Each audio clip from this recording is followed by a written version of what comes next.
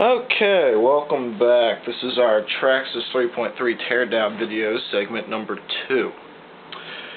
As you can see on our clean mat over here, we already have the carburetor, the starter, the three-piece clutch, the bell housing, and all that fun stuff's already off. This is where people tend to get a little worried, tearing into the actual motor. Now, in some videos they will tell you it is very common to take off the head. A lot of people frown on this, such as my friends. But I tell them it's actually necessary. Why is it necessary? Because if you can't see what your piston's doing, you have no idea what condition your actual engine's in. You say, okay, I've got 5 gallons through my engine, and it's not idling anymore. Well, if you don't keep your air cleaner clean, if you don't keep an eye on your engine, how it's running, you're going to end up in problems. Because if you're scoring your piston sleeve, then, well, you got a big problem. You're going to need a new engine. But we're going to tear into it anyways, so you can get an idea of what it is that keeps these little suckers going and why they scream so loud. So here we go again. I believe you need the bigger of your 3 stock Allen keys to do this. I have my T-handles. I've labeled it number 3, as you see. It just helps me grab them faster because I know them as big, small, little. But this is indeed a 2.5 millimeter. You probably can't see it. It's not a great label on the T-handle. We're going to go ahead and crack these. Now, all I do is I take the tension off of each one first so we don't wind up with a warped head.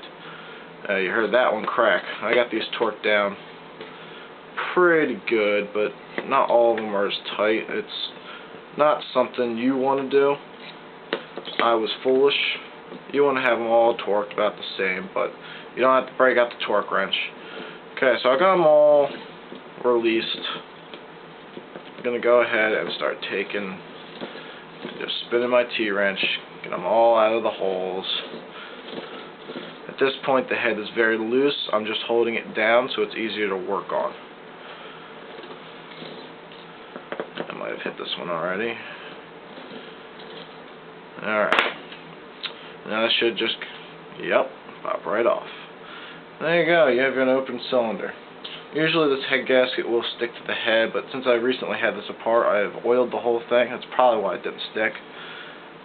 You can go ahead and leave the bolts right in the head.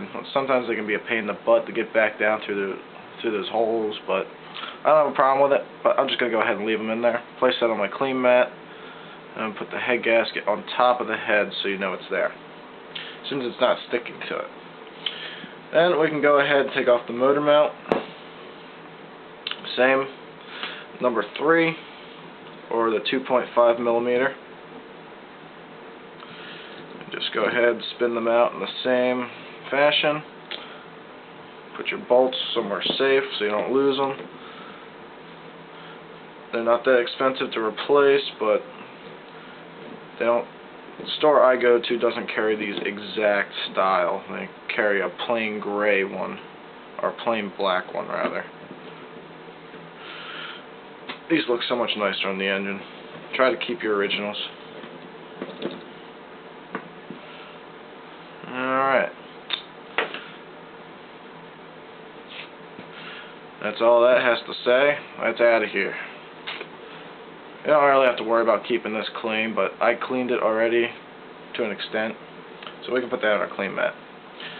And there's nothing else we can do on the front, so go in the back here. Go ahead and take out those. Once again, we're working with the same 2.5 millimeter wrench. Now these I got torqued down because I don't want to see anything happen. The same method, you crack them all first so you don't get a warped plate. You don't want to leave one torqued and it'll just screw up stuff.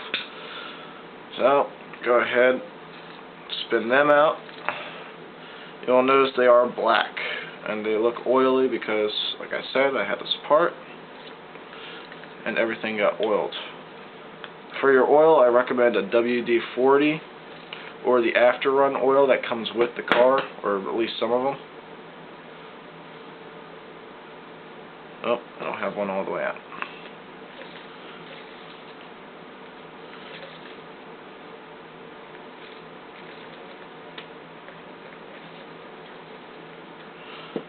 Now it should just slide right off.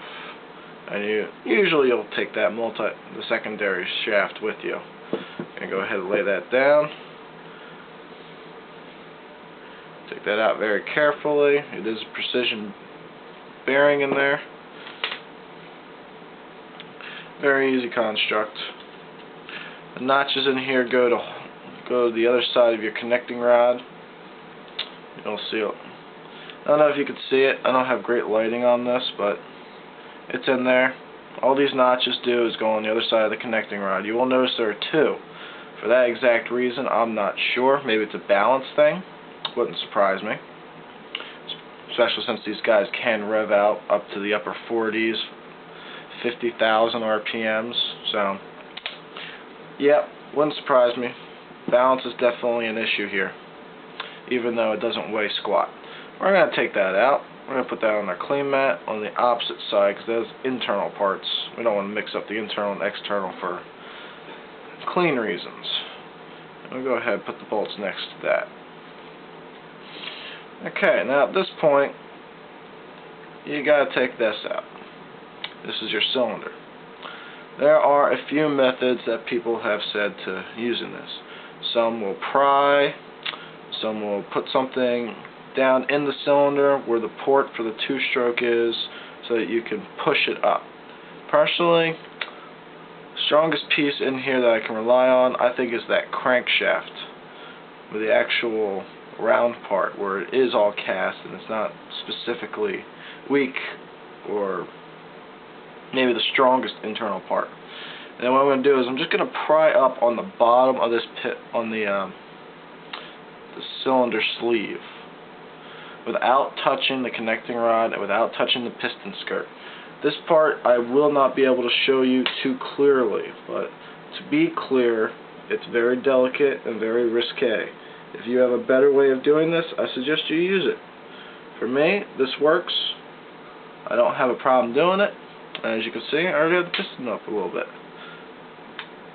Sometimes you can pull it out at some point. I need to go just a little further. There we go. Now that's popped up. This is a very, very tight tolerance. Obviously you don't want this thing jiggling around at all. So it's a pain in the ass to get in and out. We'll set that. Now that your piston has some room to move back and forth and it's not dead centered anymore, you put the piston at its top position. You go ahead, you put your finger in there, and you just pull the rod off of the nub. As you will see, you might be able to see in there. I'm not sure how well I have this lit, but piston's just in there and that nub's flying free. Carefully, just extract the piston very gingerly. You will notice there is a cut in here in the piston skirt. That's for lubrication purposes to the wrist pin, I'm told. This goes on the intake side. Yes, on the intake side. So that cut goes towards the carburetor upon reinstallation. Once again, I'm about 99% sure that's the truth, but if anybody has evidence to disprove this, please go ahead and comment on this video, and I will remake the whole video just for this reason. But I believe that to be the truth. I've seen it on many websites. If anybody can disprove me, though, I am open to your suggestions. But at this point, you have an empty crankcase. Go ahead and just push that out, like so. That's your crankshaft. Like I said, this is all clean. So there you go. You have yourself a bare block. So at this point, if you wish to clean it or modify it, you have no worries.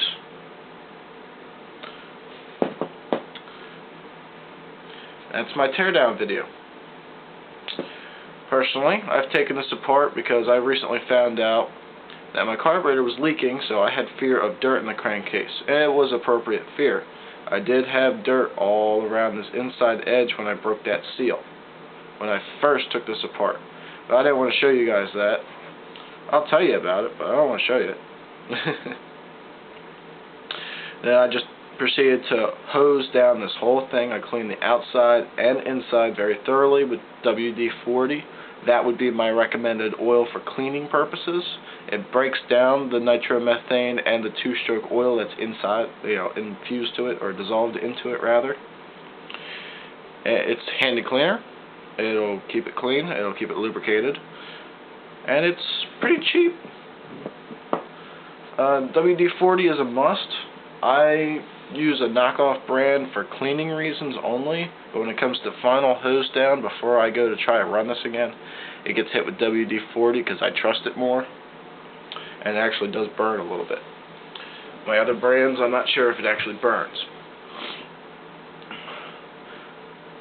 And if you do follow this video and you do use WD-40 upon reassembly and trying to start your engine, it will smoke a little bit. That's normal. Give it about 2 minutes of run time and it will be gone, and you will be back to pure two-stroke oil back in the case. But it's not going to hurt anything. If anything, it's a very, very lightweight oil to keep it lubricated until that two-stroke oil gets back into the bearing.